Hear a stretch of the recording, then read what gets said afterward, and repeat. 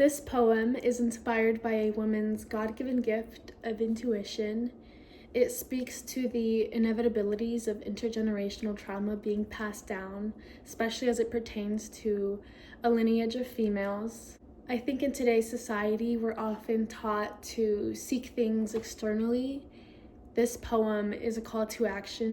Draw your power back in and reclaim your womanhood, as I believe all we need is already internally within us.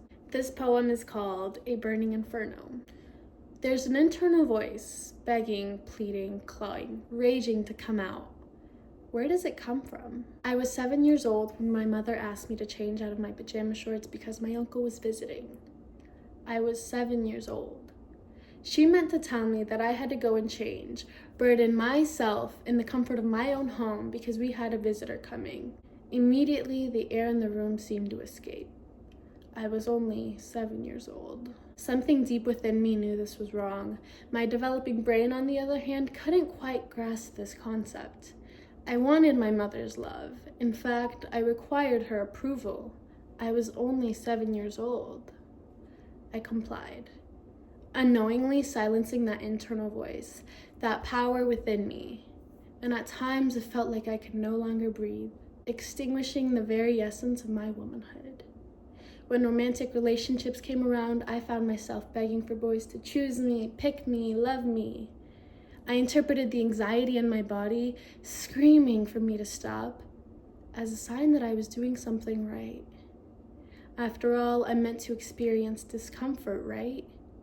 I would go above and beyond at my day-to-day job just for a minimum wage. See, the underlying issue here isn't my pajama shorts, it isn't the boys, it isn't the minimum wage job. It wasn't even my mother's command, for she was only doing her best. How can I expect her to be different when she wasn't shown different? The issue here is that for centuries, women have been conditioned to believe they need to change, they need to burden themselves, they need to work harder, they need to comply, they need to keep the peace, they need to go the extra mile for the bare minimum.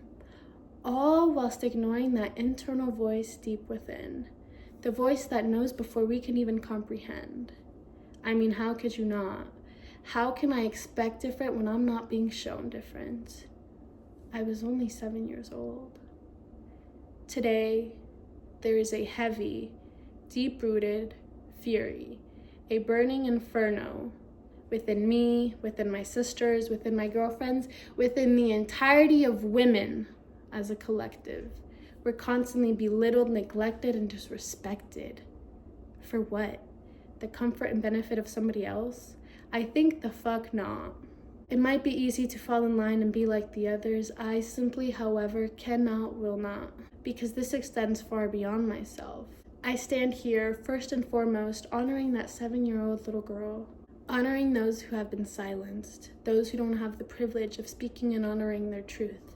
This is beyond me.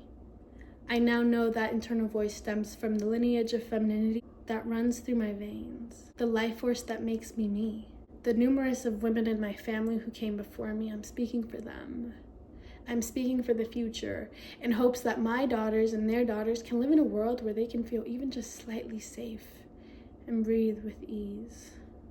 Not because of a miracle, not because of a job, not because of a relationship, not because of any law or system, but because they demanded it.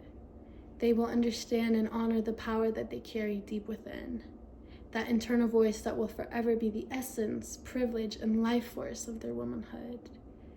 It'll be as powerful as the initial striking of a match, igniting a flame.